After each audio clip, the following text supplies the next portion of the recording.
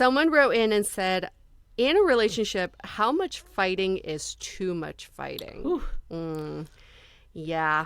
Okay. Well, there's not much else beyond that question, but I can only imagine you're in a relationship, things are going well, or you think, and there seems to be a fight that comes up every other week. Maybe it's about the same issues over and over again. And at what point do you say, fuck it, this is not working? Or do you say, actually, this is a healthy amount of fighting? I don't think it can be quantified, first of all. I think it's one, how are you fighting? Are you screaming at each other, breaking dishes, or are you having, just voicing concerns and talking it out? I feel like I was so disillusioned for so long that it needed to be these like yelling matches to express conflict.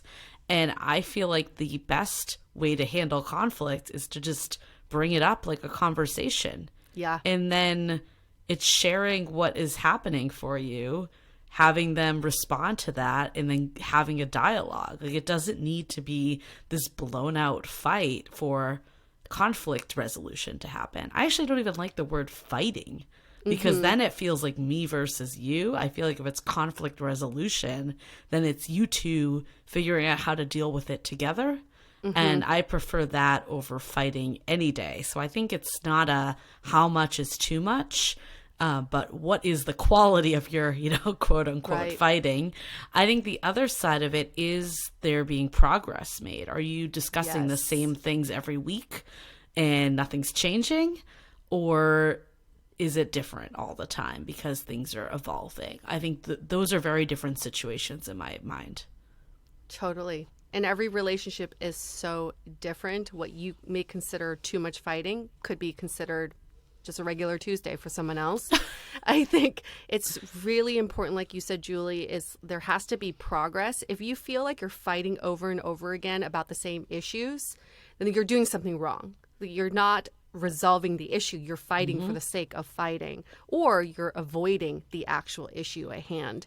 So it's not, I agree, it's not the quantity. It's really like, what is the resolution after you fight? Is it that you've made progress to never visit that issue again? Or is it just like, let's just have makeup sex and call it a day. Right. And then you have the same fight again on Saturday. I think the gold standard should not be to not fight. Correct. We've talked about this before on the podcast that, sometimes the couples that don't fight, just resentment fosters and brews because it's built up for so long.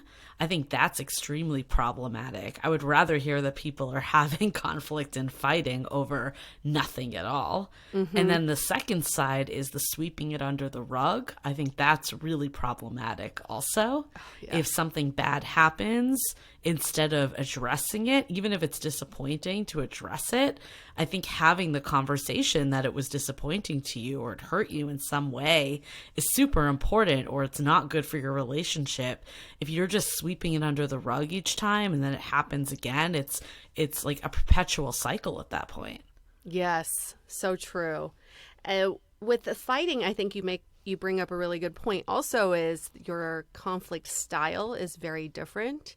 And maybe a good conversation to even have earlier on in a relationship is, what is your conflict style? How do you normally fight?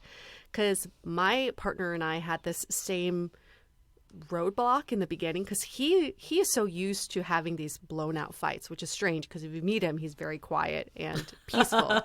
And I just don't fight. I don't raise my voice. I just don't really fight at all like that. So he really thought that I wasn't invested in the relationship because I wasn't fighting at the level that he was used to. So maybe talking about conflict style, and then at the end of each fight, there should always be a negotiation. A relationship is a constant negotiation. So each person brings up a proposed solution to this fight, and then you compromise and you go back and forth and negotiate from there.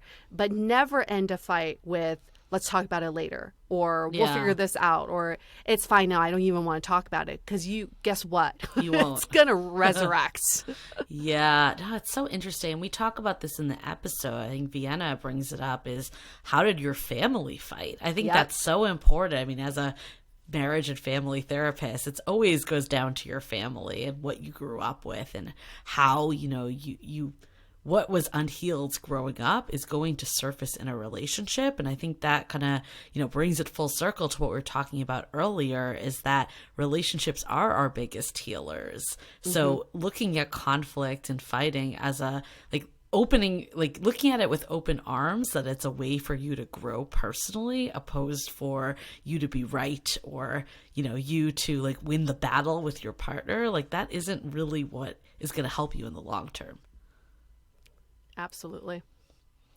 Cool. Well, I guess we didn't really answer the question of how much fighting is too much fighting, but 5 days a week. That's too much. There you go.